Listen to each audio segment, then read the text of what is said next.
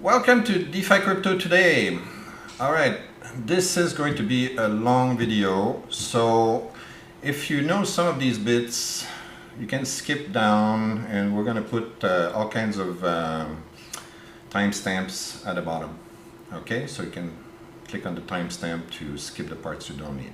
Okay, all right, so this is a beginner's guide. I'm going to explain how to make money with crypto even when the market is super volatile like it is these days, and especially when the market goes down.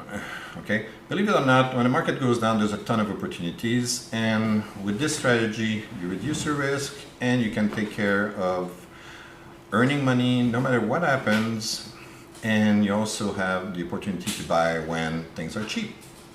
So let's have a look. So we're publishing a new book, our first book actually. It's called Low Risk, High Reward Crypto Strategies, first edition, and it's part of our Put Your Monocle On collection, because we have a monocle that we use like this to check things out in greater detail. That's why we use this. There we go. All right. So let's have a look at this. Okay, we're going to talk a little bit about basic rules, my basic rules of crypto success. Okay, first thing we're going to remember is that crypto is hyper risky. Okay, it's like the stock market on steroids. It has no borders, never sleeps, it's mostly unregulated at the moment, and even if countries would regulate it, it's still hyper risky because there's no limits. Everything changes and evolves at the speed of light. You've got big whales and that eat small traders like their krill, and they make huge waves on the market. The markets go up and down at the whim of the whales mostly. And it's also full of sharks that promote scam projects and scam crypto, okay, where you're just about 100% certain to lose all your money. And unfortunately, it's still a very young market, so you have all these programmers and promoters. They have good intentions, but they don't have the experience yet to protect their projects against hackers and really greedy whales. Okay, so the projects can collapse no matter what. Anyway, the second rule is we lose the FOMO, fear of missing out attitude. Okay, stop being a sheep. Okay. A lot of people are like sheep. You see everybody buy coin X, okay, the new dog coin of some kind, the new whatever, okay, and they do the opposite of what you should be doing. The sheep buy high and they sell low.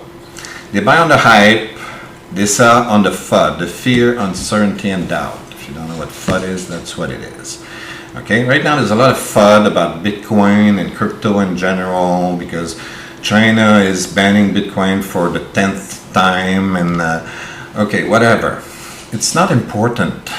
Bitcoin is Bitcoin is Bitcoin is Bitcoin, okay? Bitcoin doesn't change. I don't understand why people, you know, are ready to buy it when it's $60,000 a unit, and if it's at 30,000 a unit, people are like 50% off.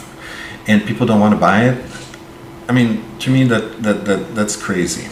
Okay, I mean, if you go to a shop and you've got these really nice shoes that you want to buy, and they're 50% off, you're gonna spit on it? No, you're gonna buy them because if you need shoes, and you're gonna say, "Whoa, I'm getting a discount." Well, you're getting a discount right now on Bitcoin. Anyway, try to be logical. Don't use your emotions. So, rule number 3, smart people buy when the market crashes and sell when the market's hyped up. So a lot of smart people right now are starting to put their money in Bitcoin and other crypto right now because they're really low. Okay, we don't know, maybe they're going to get lower, but still it's pretty damn low compared to what it was just a few months ago. Everything's about 50 to 60% off. Whales and black hackers are a necessary evil. That's rule number 4. it sounds bizarre, but bad people inadvertently help us. How? They expose the flaws in the crypto protocols. So you go to this place, you invest in whatever coin that you've got, okay, and it's giving you a return, let's say 20% a year or whatever, and it's very popular, and millions of people invest their money in there, and then some hacker find a way to crack it, and they take the money out. Well, that's good in the sense that now programmers can wake up and say, oh, there's a flaw in the program, we need to change and update the program. Okay, you need this now because crypto is young now and still not so many people are investing. Okay, when billions of people are investing in crypto, which is not the case yet, you want the system to be a lot more foolproof. Okay, so right now, the way it looks, it's a little bit like banks 100 years ago, before deposit insurance and before security systems and all that jazz. Okay, so it's still programmers are still a little bit naive, promoters are still a little bit naive. Okay, they think, oh, people are not going to do that. Yeah, they're going to do it. Okay, it's Murphy's law. If it can break, it will. If somebody can break in, they will. Just a matter of time. So you need to update the code, and when somebody tried to break in and you find how they went in, now you can fix your code. So those are good things. Next rule, number 5, is let's reduce our risk as much as possible. The crypto market is very risky, but there are ways to reduce the risk, to manage the risk, to make it a lot more easy to sleep at night. So as a rule of thumb, what I like to do is use a small amount of my portfolio on highly volatile assets like Bitcoin, Ether, Doge, or whatever. Okay, those are very volatile. From one day to the next, they can go up and down like 50-60%, God knows. Okay, and I put the majority of my portfolio in stable coins like USDC, DAI, maybe USDT, and others.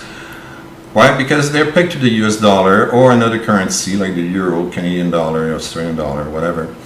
And they tend to stay very, very close to the same price every day. There are market fluctuations, and usually they're less than 1% per day. Okay, but they keep trying to come back to the same value. Okay, so it's a little bit like having cash. Not exactly, but it's close. Okay, it's as close as you can get on the crypto market. Next, the 6th rule is let's make crypto work for us. Okay, we work hard for our money, we want the money to work hard for us. Okay, in this book we're going to see my strategy to earn passive income on crypto assets. I don't like to have crypto that's doing nothing for me. Okay, I'm not just waiting for the price of crypto to go up because I cannot control that. What I can control is whether or not I'm getting earnings on the crypto. If I deposit the crypto somewhere and it's giving me 3%, 5%, 10%, 50%, whatever, depending on the project, I can control that.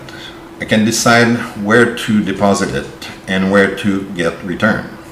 I cannot control things like how much Bitcoin is going to be tomorrow, or Ether, or whatever. Okay, so we work on what we can control. We can control our risk. We can control our return. We cannot control the price. So I try to eliminate that, okay, from the equation in my portfolio, or reduce it as much as possible. It doesn't mean that I'm not open to opportunities. Okay, if I see Bitcoin super cheap, like if Bitcoin drops down to $10,000 a unit, or even $20,000 a unit, it's a bargain. I'll do whatever I can to buy some. Okay. Next, we're gonna use other people's money to increase our income. I'm gonna show you ways to borrow using your own crypto to increase our passive income. Okay, it's called leverage, and again, we're not going to go crazy on leverage. We're not going to borrow like 10 times our money. Okay, we're going to borrow up to about 50%. Okay, of the capital that we already deposited. All the crypto that we deposited, we're going to borrow against that, but about up to 50%. So we can then use the money that we borrowed and put it on a riskier venture. So we deposit the money that we earn, okay, we deposit it in stable coins because we don't want to lose our money. And then we borrow against that. And then we take the money we borrowed and we deposit it somewhere else to get higher returns on ventures that are slightly more risky, but they give us much more return. Okay, I'll show you how we can do that. All right, once again, we reduce our risk as much as possible, our fees, sorry, as much as possible. There are several networks out there. The three most popular are Ethereum, Binance Smart Chain, and Polygon, and each of them at different levels of gas fees are called. Gas fees are each time you do a transaction, you deposit, you swap, you withdraw, anytime you play with your crypto online, it's a transaction and you have to pay a transaction fee, and that transaction fee is called a gas fee. So we pay gas. On Ethereum right now, Ethereum is the most popular network. There's tens of millions of people using it every day. And the price of Ethereum went sky high for a while. And with that, the price of gas went sky high as well. So other people decided, okay, we need to do something. It's way too expensive to do any transactions.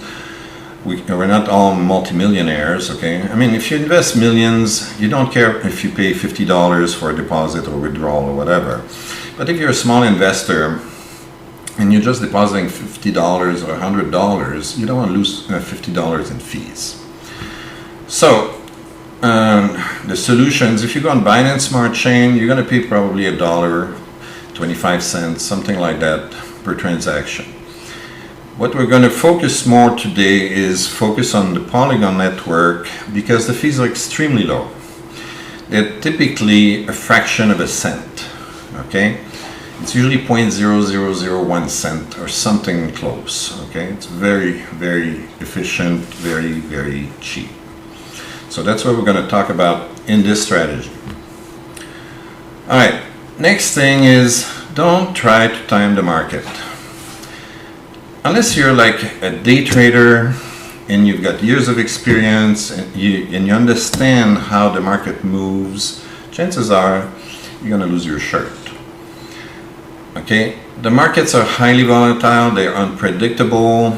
Okay, even if you're an experienced trader, you're not going to be correct every single time you make a trade. You're going to make mistakes, and those mistakes can be very, very costly. Okay. So, the average investor, unfortunately, we talked about sheep before. Well, the way it works is that most average investors follow some leader, and the leader is usually just as blind as a bat. And if the leader falls off the cliff, all the sheep follow and fall off the cliff as well. And you see that time and time and time again on the stock market and the crypto market, every market. It's typically like that. Okay, so if markets were easy to predict, everybody would have a computer program, would run, and it buys and sells whatever, and you make an instant profit, no problem. So let's do this again. If markets were easy to predict, everybody would have a computer program that buys and sells with a 100% chance of profit. It doesn't work like that. There are lots of trading bots. Many trades are done automatically. But they work using some rules, and the market does not follow rules all the time. Okay? There's some conditions that work with the bots and some conditions that don't work with the bots. So if the market goes against the bot, you lose money anyway. Okay, next is probably the most important thing you need to remember, if you've never had a wallet, a crypto wallet, is protect your secret passcode with your life. When you open up a wallet on MetaMask, for instance, that's what we're going to be using today. It gives you a set of words, there's 12 words. This is the most important thing you need to remember ever. When you create a wallet, and we're going to be using MetaMask to create our wallet today, you get a set of 12 words. Those are secret code words, okay, that you need to keep in order to open up your wallet, okay? If you don't have those secret passcode written somewhere outside of your computer on a piece of paper, and then you put that paper in a safe, okay, and you lose that code and your computer crashes, well, I'm sorry, but if you don't remember your code, your crypto is gone forever. Doesn't matter if you had $10 in there or had $10 million in there, it's gone forever. Nobody can get back that code. So this is your responsibility.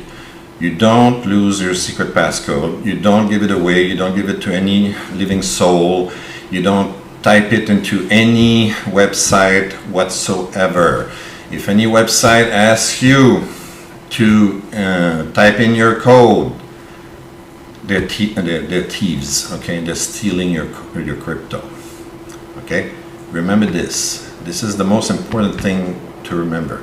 There are lots of people, if you check the news, okay, these guys, okay, that had Bitcoin like, you know, 5, 6, 7 years ago, and they lost their code. They bought Bitcoin when it was less than $1, and they had like 100,000 Bitcoin in there, and they lost their passcode. Well, today they lost billions of dollars. So don't do that. Keep your passcode safe. Don't fall in love with any crypto coin or project. Okay? Use crypto when they work, and you dump them when they don't. Okay? You have to be cold-hearted about this. Okay, maybe one day you like PancakeSwap, and PancakeSwap right now is one of the best projects right now. One of the projects we're going to see today is Aave. Aave is fantastic. Okay, I love Aave right now, but if Aave, if there's something better than Aave, I'm going to switch to something better than Aave. Okay, you have to make cold decisions. Okay, where does your money profit you the most? Okay, you put your money at the best places. Okay, you move your crypto from one place, you put into another, and so on. Don't fall in love with any project. Okay, it's still a new market. There are still things that have not been tested fully. You don't know where it's going to screw up. Okay, all right, next, diversify. You don't, I always see this online. I'm going all in on Doge or on Bitcoin or God knows what project. And I think that's absolutely stupid. Okay? You don't put all your eggs in the same basket. Why? Because if you put all your eggs in the same basket and you trip and you break all your eggs are gone. Okay? Or if somebody comes and steals your basket, it's gone. Okay? If things can go bad, they go bad at some point. So we're going to show you how to diversify, okay? You put some assets in one project, you put other assets in another project. As much as possible, you spread and you have like several projects where you put a little bit of money, a little bit of your crypto, okay? If one fails, okay, but it's not so bad. You lost maybe 1% of your portfolio. That's not so bad, okay? That's why we need to diversify. All right, last one is, let's adopt some good investing habits, okay? Most people have, you know, salaries or other kinds of sources of income, okay? And it's very tempting to just spend it all because it's fun to spend, right? But we have to consider that if we manage our money in such a way that We can put a little bit aside every week, every 2 weeks, every month, okay? And we invest it somewhere. Over time, that amount is going to end up being very big, okay? Especially because we're going to use compound interest. Do the math, okay? I'll show you some spreadsheets soon, and you'll see over time. It doesn't matter how small your investment is, but after 10 years, 20 years, when you want to retire later, you'll have millions. It doesn't matter, especially if you start young. If you start and you're like 18 and you got a little job, or you got your own YouTube channel, you got your own Twitch channel, and it's starting to make money with this, well, put some money aside. Don't just buy yourself expensive toys, okay? Put money aside and invest wisely. And use the power of compound interest. As Lord Rothschild said, one of the billionaires in this world, said the best invention was compound interest. And I agree with him, okay? It makes investment fantastic, okay? It's really beautiful. Okay, now it's time for some legal disclaimers. Boring part, but anyway. Everything in this book and everything in this video right now is my personal opinion. Okay? I'm not giving you financial, legal, or tax advice because I'm not a legal, financial, or tax advisor. Okay? This is for your own entertainment and information only. Hopefully you're going to have fun watching this. Hopefully you're going to learn something. But you make your own decisions. I'm not going to tell you buy this crypto, sell this crypto, whatever. You do what you want, okay? Also, I urge you to hire your own financial, legal, or tax advisor. Those guys have been certified, okay, to advise people because the laws change from country to country, state to state, province to province, city from city. It's very complex. I cannot advise you because I don't know the laws in your country. I'm not certified for that either. Okay, find people that are. Like, I don't know how you need to pay taxes on your crypto gains. I have no idea. Okay, the information I provide here comes from sources I believe are reliable, but I'm not responsible for errors, omissions, changes that those people make on their websites and books and whatever. Okay, do your own research. Investing in crypto is very risky. And what I mean is that you can lose all your money. Okay, it's not difficult to lose your money in crypto. It's like the easiest thing, okay? So be very careful. Once again, I said it before, I'm saying it again. If you go to some websites and they ask you for personal information, especially the secret passcode to your crypto wallet, they're thieves, okay? Be very careful where you put any information, and never give that secret passcode to your wallet to anybody or any website ever, ever, ever. Purpose of this strategy. The point of my strategy is to reduce risk while earning a good return on my investment. Why are we doing this? Okay. I don't like to wake up and then discover that my Bitcoin dropped like 60% overnight. I don't know. I have trouble sleeping when I think that my portfolio can just get wiped out, okay? So I devised a strategy that reduces my risk while making my money work for me, okay? And right now the market's crashing just about every other day, and overall maybe I'm losing 1%, 2%, while Bitcoin is dropping like 20-30% in a day. Okay, so I'm going to explain how I'm doing this. Okay, and I mean, I like Bitcoin, I like Ethereum, but they're not the core of my portfolio. Okay, most of my portfolio, about 75%, is in stable coins. That sounds like a lot, but it protects my capital. It still allows me to get good passive income, and I can still take advantage of opportunities that I see in the market. If I see some coins like Bitcoin, if I see Bitcoin very, very low, or Ether very, very low, I can still use some parts of my portfolio to invest in those coins. okay, when they're very cheap.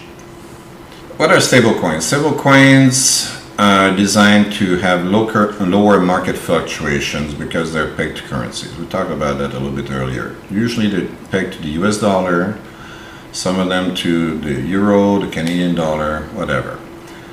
Now, we have to be careful because nothing is certain in the crypto world, okay? The only thing that's certain is uncertainty, okay?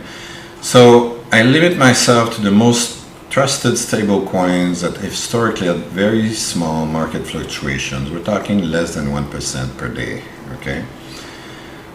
It's not impossible, but it's extremely unlikely that if you invest in DAI or USDC, you're going to wake up one day and it's going to drop 50%. It's very hard to imagine how it can happen, okay? So that's why I kind of trust that a little bit more than typical cryptos like Bitcoin and Ethereum and so on. Now, markets go up and down in a very erratic fashion, and people are very emotional and they react emotionally to market fluctuations. If you're not prepared to withstand the huge price fluctuations, you're going to break your neck and you're going to break your wallet. Okay, so this strategy is to help us reduce the risk and reduce the chances of losing all our money.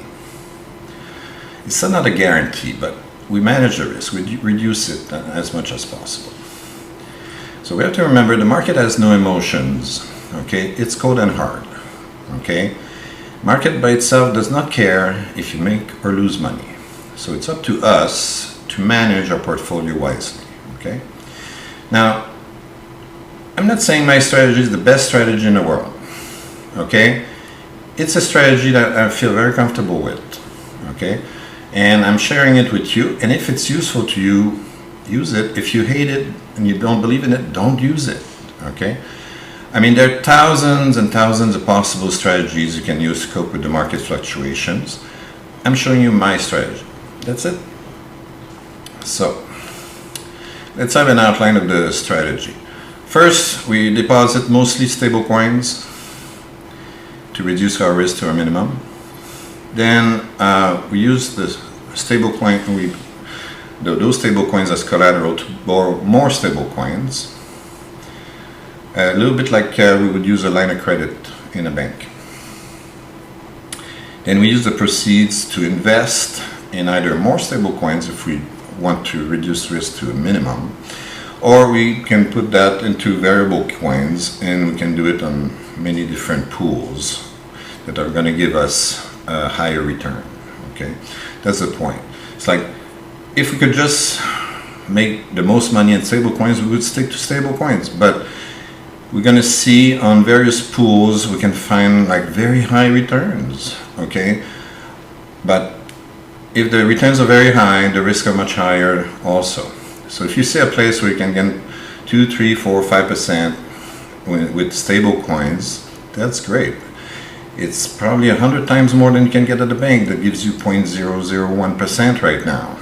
Okay, even the best rates at the moment, at the time of writing this book, are about 0.5%. So if you put $1,000 in there, and it's locked up for a year at the bank, they give you $5 at the end of the year. Is that worth your time? I can do better than that. Okay? I can do at least 10 times better than that. I can do 100 times better than that. Okay? We'll show you how to do this. So, we reduce our risk of losing our coins, and we only use borrowed money to invest in more speculative coins, the variable coins, okay, more risky coins, okay?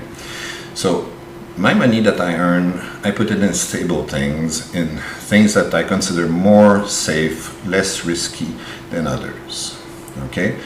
And the money I borrow, using my deposit as collateral, I use that on more risky ventures, okay?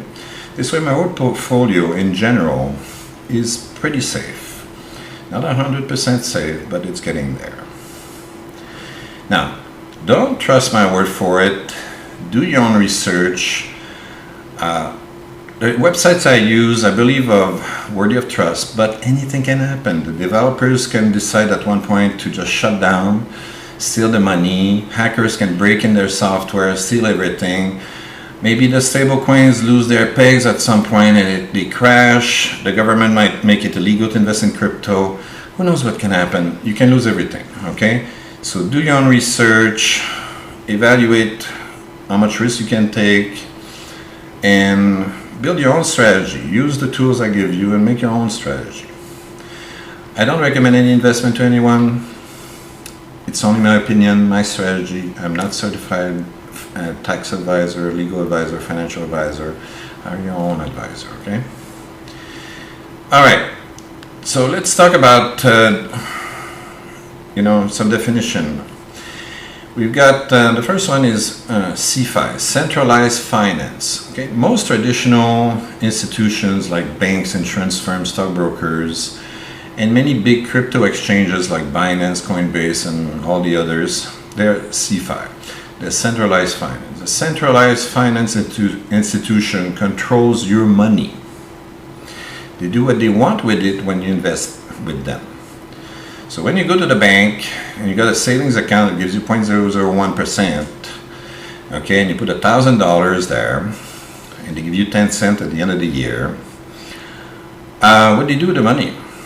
Well, they lend it, okay, and they lend it 10 times the amount that you deposited. They're allowed to do that. They're allowed to leverage up to 10 times in most countries how much was deposited, okay? The law allows for that, okay?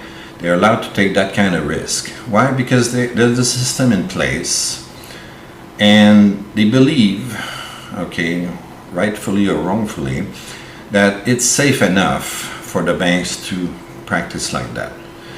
So basically they take your $1,000, they lend $10,000 and they charge whatever, 10%, or on a credit card they're going to charge like, I don't know, 20%. Meanwhile they give you 0.001. Okay? Now it's up to you to decide if you think that's fair or not and if you'd like to make more money on that. Okay? Now even with Binance, Coinbase and all that, well, they still control your money. They have investment offerings. You can make more than at the bank. Okay?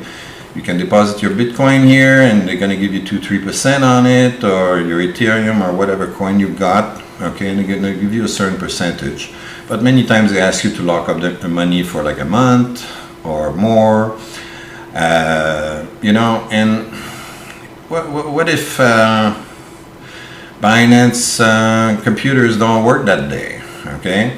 Or what if the market is going crazy and there's millions and millions of people that are using Binance at the same time trying to take your money out and whatever, and you can't access your money at that time because the system's overloaded.